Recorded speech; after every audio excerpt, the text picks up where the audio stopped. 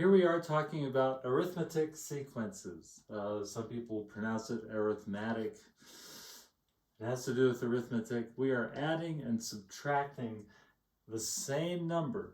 That's what is meant by this designation. Every gap between one member of the sequence and the next is the same. In this case, my gap is always 9. I add 9 to 5 and I get 14. I add 9 to 14 and I get 23. So I always have these 9s here.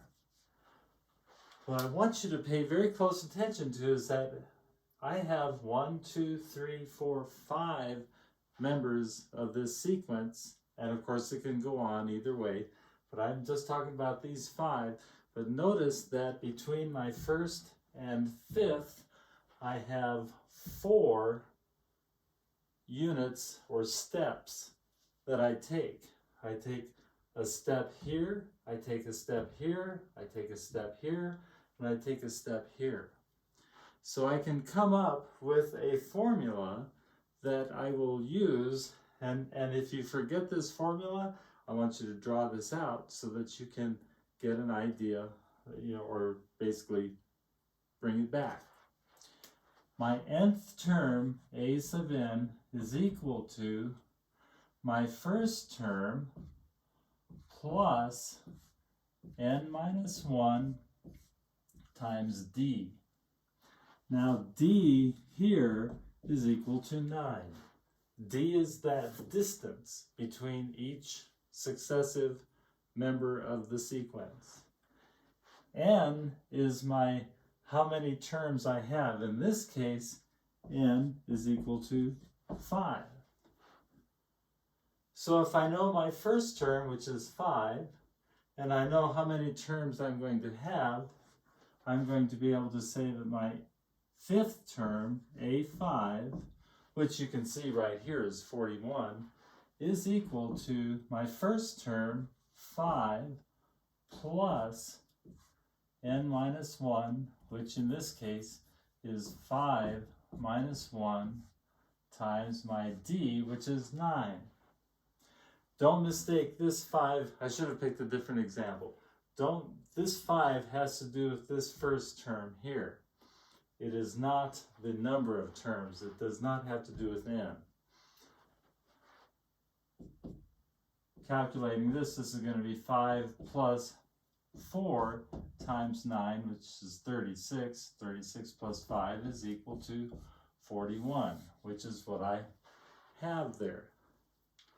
The second thing that I can do with this is I can add these. So let's keep this. A sub n is equal to your first term plus n minus 1 times d. That's our first equation.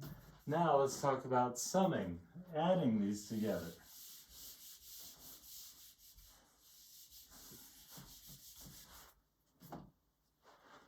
Of course, I can just basically say, well, it's 5 plus 14, okay, that's going to be 19. 19 plus 23 is 42. 42 and 32 is 74. 74 and 41 is 115. Oh, good, I got it. Well, don't do it that way. There's a much nicer way to do it, which is what I was telling you about with this story about Gauss. He took his first term and his last term, and he realized that that was going to be the same as this and this. And if you add them up, 41 and 5 is 46. 14 and 32 is also 46. And this middle term that I have here is half of 46. We come up with what we call S sub n. This is the sum over n members of the sequence is equal to the first term plus the nth term, which is what I have here, and I'm multiplying it times n over 2. that's what Gauss realized he could do. He could add these two. That constituted one step. That's why we're dividing by 2, because we're taking two numbers and adding them, but it's one, what's the word I want? Glob, blob. It's one thing that we are adding together. We're going to do it n over 2 times. We're going to do it once here, we're going to do it once here, and then half a time here. And sure enough, in this case, n over 2 is 5 over 2 times my first term, which is 5. Don't confuse these two 5s, they're different. This is n, this is a1. Plus my last term, which is 41. 5 times 5 halves times 46